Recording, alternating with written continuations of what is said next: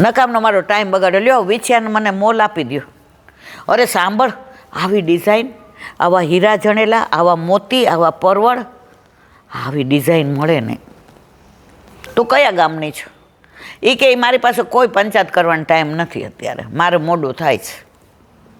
નંદગાંવની છું તો પાછી ખબર પડી જાય કે આ સ્પર્શ થયો.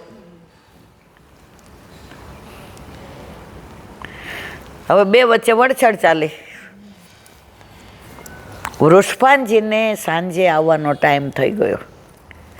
જો વૃષભાનજી આવી જાય તો આની પોલ છતી પડી જાય. ઠાકોરજી કે હવે આપણે બહુ તાણવા જાશું તો તૂટી જશે. એ કે જમણો હાથ આપો, હું તમારા હાથને સ્પર્શ નહીં કરું.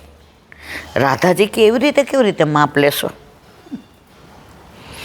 એ કે આ મારો રેશમી ઉપરનો છે ને, એ આમ બાંધી દો.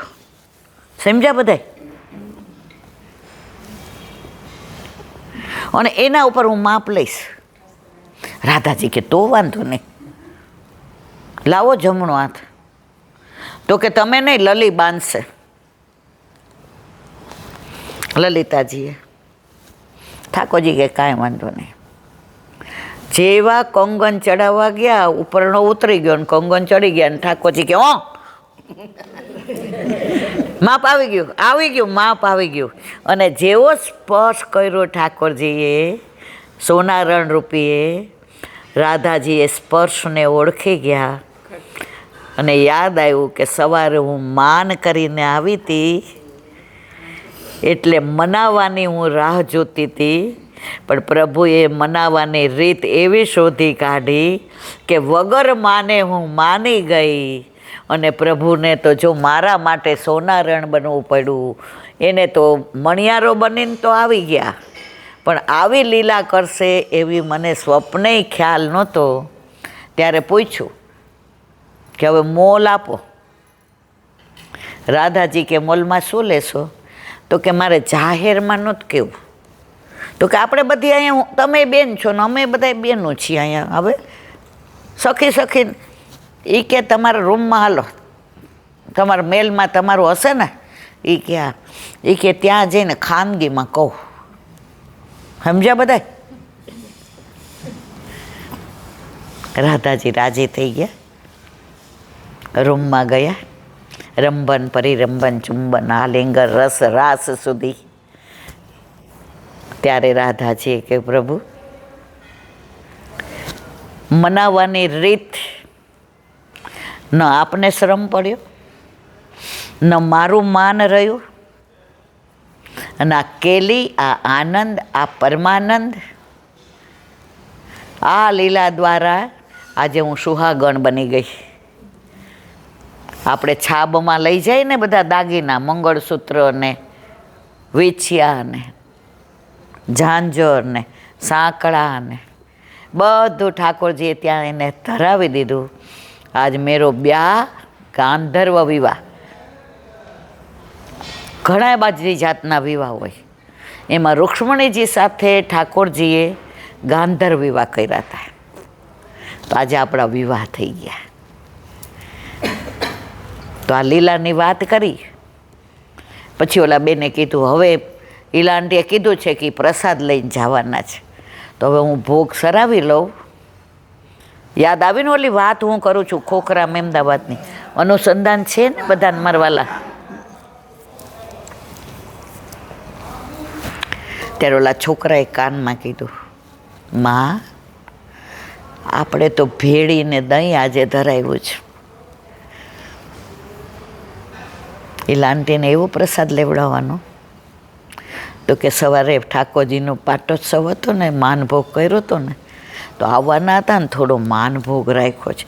પેલા ખબર છે, પેલા પંપવાળા પ્રાઇમસ આવતા હતા, સ્ટોવ પિત્તળના. હા, હવે એ સ્ટવ એક જ, ઘરમાં ઘઉંનો લોટ નહીં.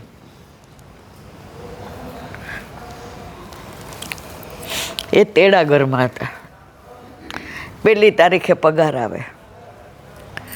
આજે 28 તારીખ હતી. ઘરમાં કશું જ નહીં. એટલે મને એ બેને પૂછ્યું, ઈલાબેન બહારથી કાંઈક મંગાવી દઉં? હું તો જોબ કરતી હતી બહારનું. મેં કીધું ના, બહારનું તો અમને ઘણું બધું મળે છે, મારે તો તમે જે ઠાકોરજીને ધરાવ્યું છે ને એ જ લેવું છે. એની આંખમાં પાણી આવી ગયા. આજે પાટોત્સવ એટલે બપોરે અમે રોટલી ને શાક ને વઘારેલો ભાત, દહીં અને માનભોગ ધરાવ્યું હતું. પણ અત્યારે ન ધરાય તો મેં ભેળી ધરી હતી. મારો પગાર હજી 3 દિવસ પછી આવશે, એટલે ઘરમાં અત્યારે કશું છે નહીં. તો તમે ભેળીને દહીં, મેં કીધું અમે એ જ લેશું. અને હું તમને સાચું કહું, એ ભેળી, એ ખીચડીને દહીં તે દિવસે મેં પ્રસાદ લીધો ને, આજની તારીખમાં એવો સ્વાદ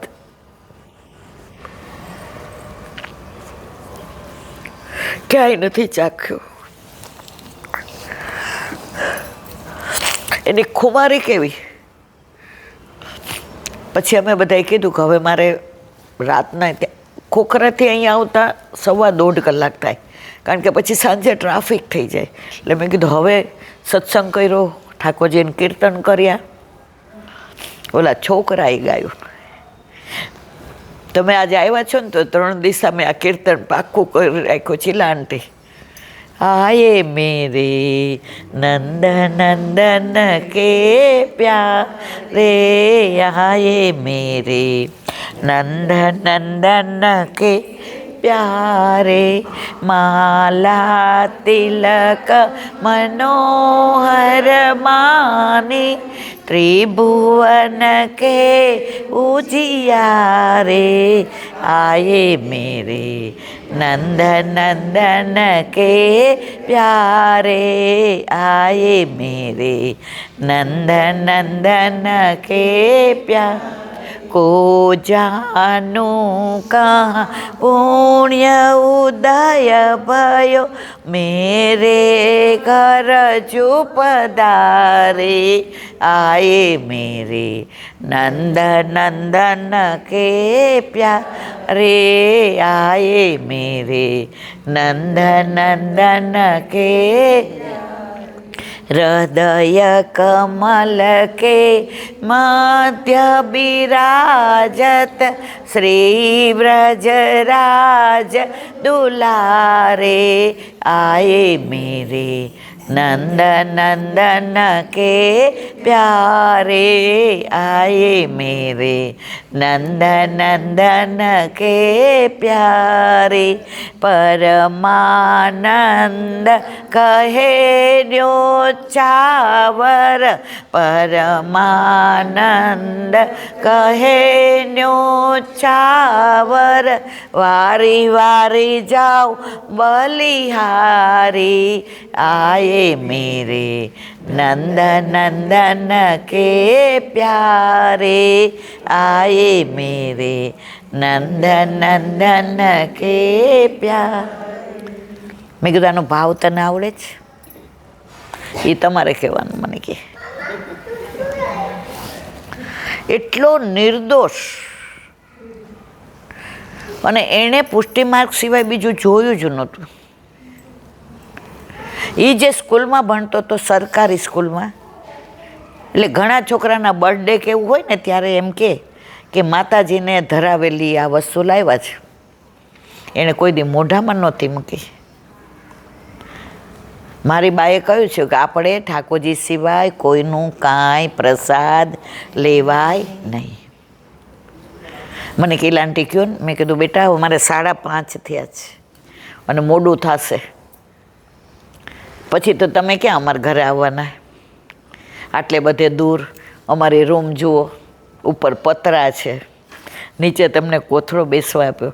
ઈલાંટી તમે આવ્યા ને મને બહુ મજા આવી, એમ કરીને આમ દંડવત કરવા માંડ્યો. મેં એને ભેટી પડી. મેં કીધું ના બેટા, તારો ભાવ જોઈને હવે હું તને કહું. તમને બધાને ખબર છે આ કીર્તનનો ભાવ કે ટૂંકમાં કહી દઉં?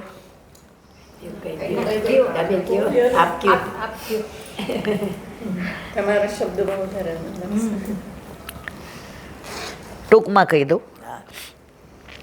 એકવાર 5-7 વૈષ્ણવો કુંભનદાસની ઘરે ગયા કે કુંભનદાસજી, અમારે તમને થોડું પૂછવું છે. આ શબ્દનો અર્થ શું થાય? આ લીલા ક્યારે અને ક્યાં કરી? પ્રભુએ આ લીલા બરસાનામાં કરી કે નંદગાંવમાં કરી કે વૃંદાવનમાં કરી? તો આજે બીજા હોય શું કે હા મને ખબર છે, બેસો. ભગવદીય કોને કહેવાય? અષ્ટસખા કોને કહેવાય? એનું આ પ્રગટ પ્રમાણ. ત્યારે કુંભનદાસજીએ કહ્યું, સાંભળો, મને ખબર નથી, હાલો આપણે પરમાનંદદાસજીને પૂછવા જઈએ. બીજાને જે મોટા કરે ને એ વૈષ્ણવ, સેવા કરવા કરતાં બીજાને કરાવે એ વૈષ્ણવ, જસ પોતે લેવાને બદલે બીજાને લેવડાવે એ વૈષ્ણવ, પ્રેમમાં ભાગ પાડે અને મોટો ભાગ બીજાને આપે એ વૈષ્ણવ, પોતે બધી ન્યોછાવર કરી હોય અને છતાંય બીજાનું નામ દે એ વૈષ્ણવ.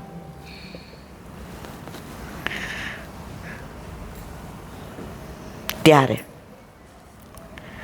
બધાય કે હાલો, તો કોઈના હાથમાં મૃદંગ ને, કોઈના હાથમાં ઝાંઝ, કોઈના હાથમાં પખાવચ, કોઈના હાથમાં ઢોલ.